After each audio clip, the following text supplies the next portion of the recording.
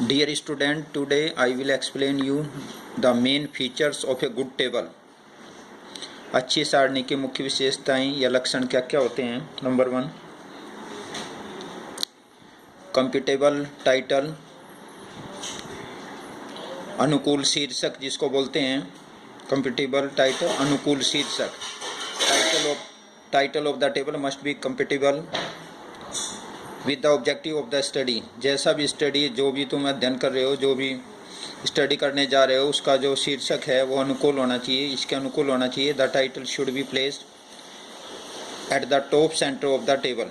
Title को हमेशा ऊपर, सबसे ऊपर लिखा जाना चाहिए। नंबर 2, कंपैरिजन, तुलना करने लायक। दूसरी क्वालिटी है, दूसरी फीचर है इसकी टेबल की। It should be kept in mind, ये ध्यान में रखा जाना चाहिए, that items which are to be compared, जिनकी हम तुलना कर रहे हैं, वो सारे के सारे वो items with each other are placed in columns और रोज, एक दूसरे के साथ पंक्तियों में रखे गए हों, लाइनों में हों, क्लोज टू ईच अदर, एक दूसरे के साथ हों। जिनकी हम तुलना कर रहे हैं वे सारे के सारे कॉलम में, पंक्तियों में, लाइनों में हों और एक दूसरे के साथ हों, ताकि कंपैरिजन आसानी से की जा सके। नेक्स्ट, स्पेशल एम्फेसिस, विशेष जोर देना, एम्फेसिस जोर देना। Some items in the table में नीड स्पेशल एम्फेसिस, कुछ चीज़ें ऐसी होती हैं टेबल में जिस पर खास जोर दिया जाता है, विशेष रूप से जिनका ध्यान रखा जाता है। Such item should be placed in the head rows, ऊपर की पंक्ति में ये चीज़ लिखी जानी चाहिए जो टॉप ऑर्डर है, टॉप है वो। और हेड कॉलम्स एक्सट्रीम लेफ्ट, या जो हेड कॉलम बना हुआ है बिल्कुल लेफ्ट में, वहाँ पर ये चीज़ें लिखी जानी चाहिए। नेक्स्ट, नंबर 4, जो मेन क्वालिटीज़ है इसकी, क्वालिटीज़ कह सकते हैं या main feature, ideal size.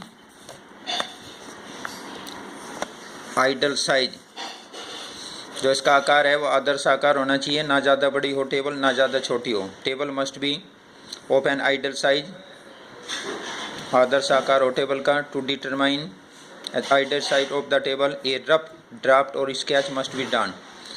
Rough, इसका एक स्केच खींच लेना चाहिए या रफ कॉपी में एक बार बना करके रफ ड्राफ्ट उसका बना लेना चाहिए, ताकि आसानी से उसको हम अच्छी तरीके से अच्छा रूप दे सकें। Next, heading number 5, stubs. If rows are very long, stubs may be given at the right hand side of the table also. यदि पंक्तियाँ बहुत लंबी हैं तो जो स्टब्स दिया जाता है वो राइट हैंड साइड में लिखा जाए टेबल के।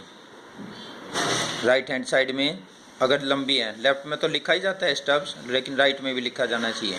यूज ऑफ जीरो, जीरो का प्रयोग अगर कोई वस्तु कोई नहीं है, कोई आइटम नहीं है, उसके लिए इंडिकेट करता है। Zero should be use only to indicate the quantity of a variable, किसी चर की कितनी मात्रा है उसके बारे में बताया जाता है। It should be not be use to indicate the non availability of data, अगर कोई चीज़ उपलब्ध नहीं है उसके लिए जीरो का प्रयोग ना किया जाए, उसके लिए हाइफन या NA, नॉट एप्लीकेबल शब्द का यूज हो।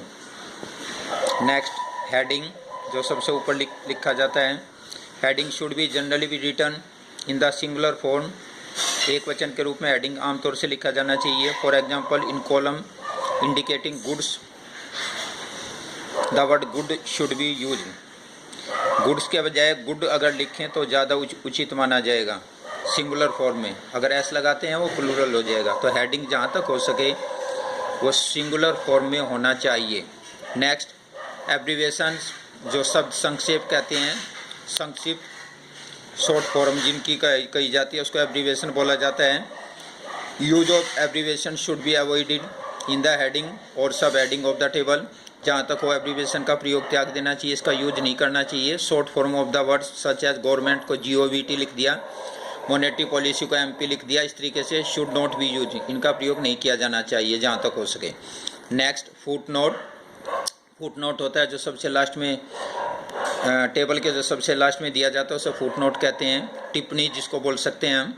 Foot note should be given only if needed, यदि ज़रूरत हो तो फुट नोट दिया जाए, वरना ना दिया जाए। अगर आवश्यकता समझें तो इसको यूज करें, अदरवाइज नहीं करें। However, if footnote is to be given, it must bear some asterisk mark corresponding to the concerned item. अगर देना भी पड़े हमें फुट नोट तो उस पर कुछ विशेष निशान बना देना चाहिए, जैसे इसमें बना हुआ है कुछ भी, कोई भी, जैसे मान लिया स्टार बना दिया और कुछ बना दिया, तो वही चीज़ें वो इस बात को इंडिकेट करेगा, जो संबंधित जो दिक्कत है उसके बारे में इंडिकेट करेगा।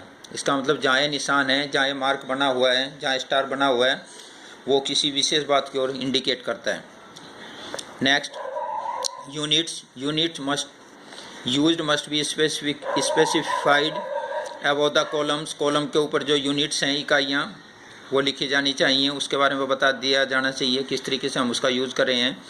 If figures are very large, यदि संख्याएं बहुत ज़्यादा बड़ी हैं, ज़्यादा हैं संख्याएं, यूनिट्स में भी noted in the short form, तो यूनिट को शॉर्ट फॉर्म में लिखा जाए। जैसे यहाँ पर 000 है हेक्टेयर और 000 टन्स, इस तरीके से लास्ट की 3 डिजिट को इसने दिखा दिया, बाकी को छोड़ दिया। टोटल इन द टेबल, सब total of the item must be given at the end.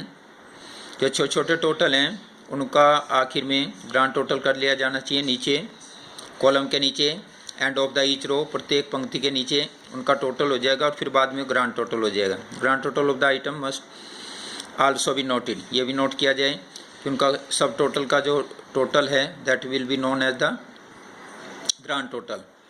तो उस तरीके से वो ग्रांड टोटल का भी पता रखना चाहिए हमें कि कितना उसका ग्रांड टोटल हुआ है। नेक्स्ट, ये 2-3 छोड़ दें इसमें।